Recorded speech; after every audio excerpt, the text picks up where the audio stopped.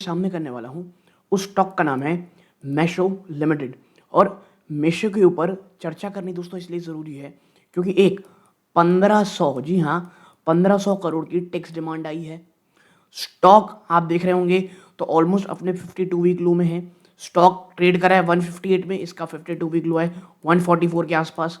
Stock जो उसने high लगाया था वहाँ से बहुत ज़्यादा ऑलरेडी गिरावट दिखा चुका है। आप देखें, इससे जो हाई लगाया था वहाँ से ऑलमोस्ट आप कह सकते हो करेंटली 32 पर ज़्यादा गिरावट दिखा रहा है इवन, क्योंकि इसका 52 वीक जो हाई है वो है 254, तो ऑलमोस्ट 35% स्टॉक क्रैश हो चुका है। तो क्या ये इतना ज़्यादा डेंजरस है कि मंडे को एक बड़ी गिरावट हो सकती है? पूरा का पूरा जो टैक्स डिमांड है उसके पीछे का कारण क्या है?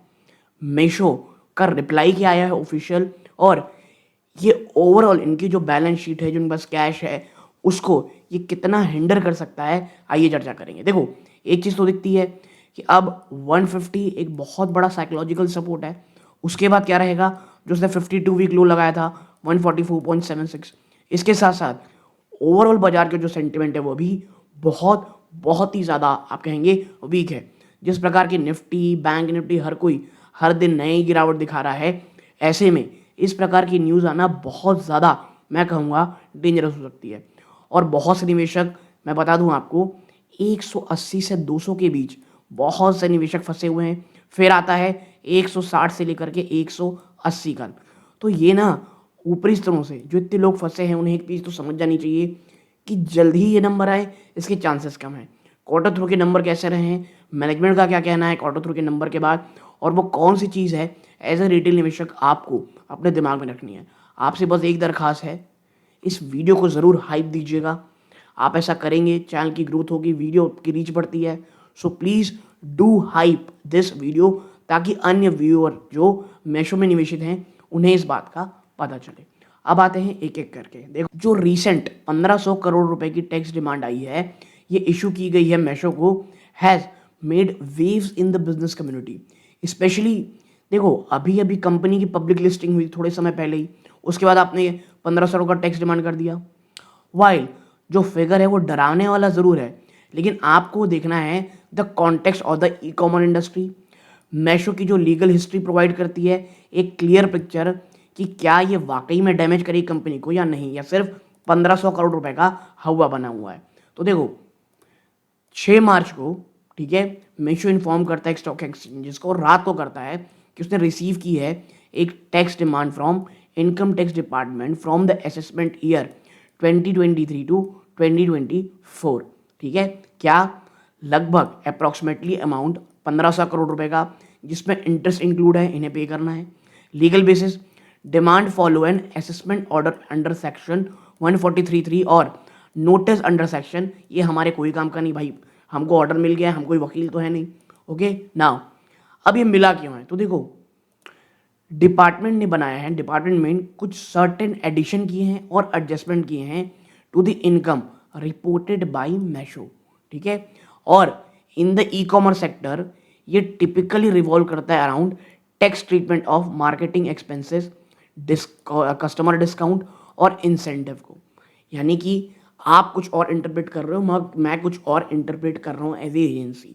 ठीक है, नाउ टैक्स अथॉरिटी क्या करती हैं, अक्सर वो आर्ग्यू करती हैं कि they should be treated as capital expenditure और फुली डिडक्टेबल नहीं होना चाहिए, रेदर देन बिजनेस एक्सपेंसेस, जो सिग्निफिकेंटली इंक्रीज कर देती है टैक्सेबल इनकम को।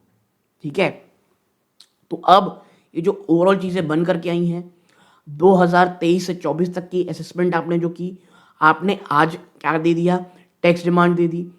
जो निवेशक है एज अ रिटेल निवेशक, जिनका पैसा फंसा हुआ है, वो ऑलरेडी फंस चुके हैं।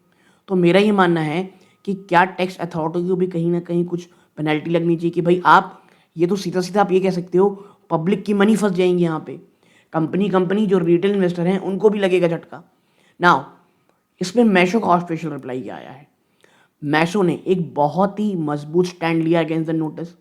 उनका कहना है रेगुलेटरी फाइलिंग, देखो, सबसे पहला है डिसएग्रीमेंट। कंपनी बिल्कुल भी इस बात को नहीं मानती है जो ऑब्जर्वेशन और एडजस्टमेंट टैक्स अथॉरिटीज ने किए हुए हैं। Legal recourse, of course Meesho ये मानता है कि इनके पास एक सफिशिएंट लीगल और फैक्चुअल आप कह सकते हो ग्राउंड है कि वो कॉन्टेस्ट करे इस डिमांड को। बिजनेस इम्पैक्ट देखो, the company expressly stated that ये जो ऑर्डर है not expected to have any major adverse impact on financial position, operation या जो भी करंट एक्टिविटी चल रही है। ठीक है, ये तो बिजनेस कंपनियां कहेंगी। बट अब आते हैं अपने नेक्स्ट सवाल पे, is this significant enough to damage the company. तो देखो 1500 करोड़ ना, ये देखो है तो बड़ा अमाउंट, ऐसा कोई छोटा मोटा अमाउंट नहीं है कि जो समझ जाओ कि हाँ यार टेंशन मत लो। लेकिन हमको ये देखना ज़रूरी है मैशो के करंट स्केल से मार्केट कैपिटलाइजेशन कितनी है, 71,500 करोड़ के आसपास, और डिमांड कितना है, ऑलमोस्ट 2% इनकी जो टोटल वैल्यू है।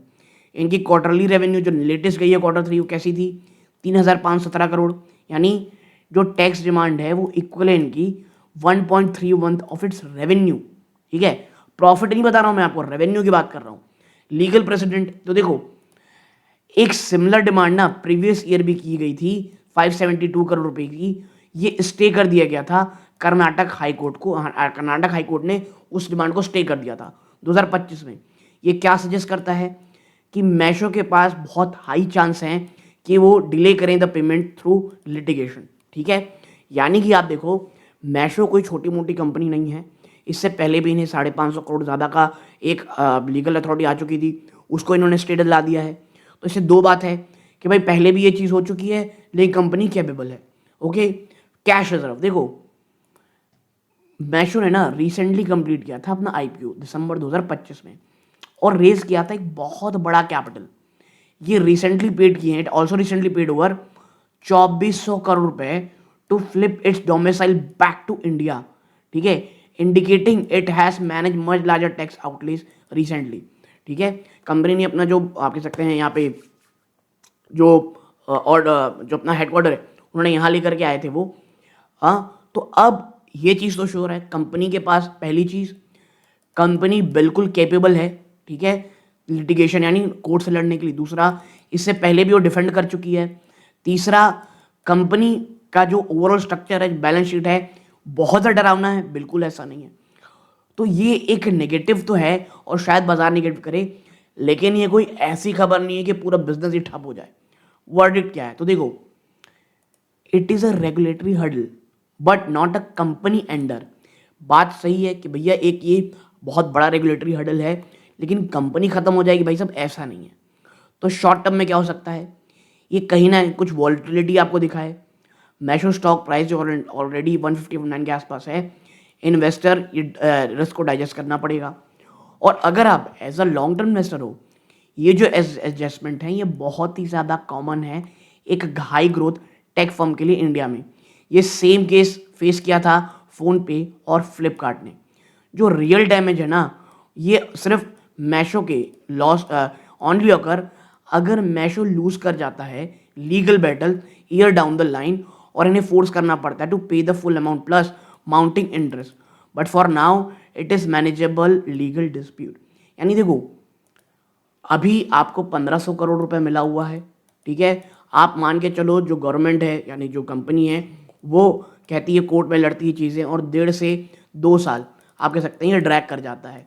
प्रॉब्लम तब हो सकती है जब ये 2 साल प्लस 1500 का जो इंटरेस्ट है उसमें भी और इंटरेस्ट लगा के अगर सरकार कहती है, कोर्ट कहती है कि भाई आपको पूरा पे करना पड़ेगा, तो वो वाकई में एक बहुत बहुत ज़्यादा बड़ा झटका होगा। हाँ, क्या आने वाले 2 साल में मैशो इतनी बड़ी कंपनी बन जाएगी कि इनको इतना ज़्यादा इशू नहीं रहेगा, ये हमको देखना पड़ेगा। ऑलरेडी मैशो एक बहुत हाई पीक में आप कह सकते हैं ट्रेड करती थी, अब तो खैर लॉस में हो गई करके पीक की चर्चा करना भी गलत है। लेकिन हाँ, अगर आप ये मानते हो कि आने वाले समय में जो ई कॉमर्स है, स्पेशली देखो मैशो की जो पावर है ना वो सिर्फ ई कॉमर्स में नहीं कहना चाहिए, वो अफोर्डेबल ई कॉमर्स में कहना चाहिए है। ठीक है, और ये इतना बड़ा डेंट की कि अमेजोन को भी अपनी तरफ से कुछ अफोर्डेबल एक अलग सेक्शन जो कहते हैं ना अमेजोन बाजार लाना पड़ गया। सो मैशो का आने वाले में फ्यूचर इंटैक्ट है। हाँ, मानता हूँ मैं खर्चे बहुत ज़्यादा हो रहे हैं, कैश बर्न हो रहा है, लेकिन अगर आने वाले समय में आप ये मानते हो कि फ्लिपकार्ट और अमेजोन की तरह इंडिया में आप कह सकते हैं कि ये भी ये चीज़ें और ज़्यादा ग्रोथ होंगी, तो मैशो यहाँ टिकने वाला है। बहुत अच्छी कंपनी है, मैनेजमेंट ने बहुत निचले स्तरों से चीज़ें सामने लेकर के आई हैं। लेकिन हाँ, मुझे बस इसका प्रॉब्लम लगता है कि ये इन्हें कहीं न कहीं अब प्रॉफ़िटेबिलिटी दिखानी पड़ेगी और अच्छा आप कह सकते हैं कैश बर्न किस तरह रोकें, अपने दिन-प्रतिदिन की जो ऑपरेशनल एक्टिविटीज़ हैं, उसे थोड़ा अपग्रेड करना पड़ेगा। ओके? तो ये ओवरऑल जो टैक्स अथॉरिटी को लेकर के इश्यू थी, मेरे को आपके सामने रखनी थी। वीडियो अच्छा लगा हो लाइक कीजिएगा, चैनल सब्सक्राइब ज़रूर कीजिएगा। ये सूर्यकांत है, जय हिंद।